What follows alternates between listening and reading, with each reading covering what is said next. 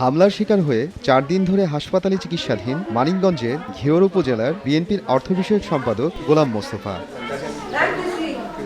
18 মে সন্ধ্যায় ঘিওর উপজেলার চর ঘিওরে মোস্তফাকে কুপিয়ে জখম করে একই এলাকার মনির ও তার সহযোগীরা। গুরুতর অবস্থায় স্থানীয়রা তাকে উপজেলা স্বাস্থ্য কমপ্লেক্সে ভর্তি করেন। ভুক্তভোগীর অভিযোগ, মাদকের বিরুদ্ধে কথা বলায় ও বিদেশে নেয়ার কথা বলে অর্থ আত্মসাতের প্রতিবাদ করায় তার উপর হামলা হয়েছে।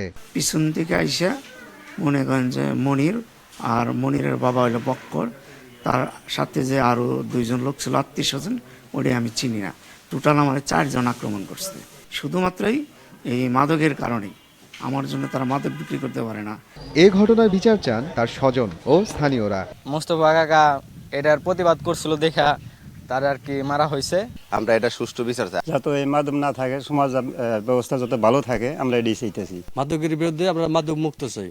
পুলিশ বলছেন জড়িতরা চিহ্নিত মাদক ব্যবসায়ী। অভিযোগ পেয়ে সবাইকে গ্রেফতার করা হয়েছে। ঘটনার সাথে জড়িত এবং এজাহার নামীয় সকল আসামিকে গ্রেপ্তার করে আমরা বিজ্ঞ আদালতে প্রেরণ করেছি। অভিযুক্ত মনির ও তার সহযোগী আবু বকরের বিরুদ্ধে ঘিওর থানায় একাধিক মাদক মামলা রয়েছে। সময় সংবাদ, মানিকগঞ্জ।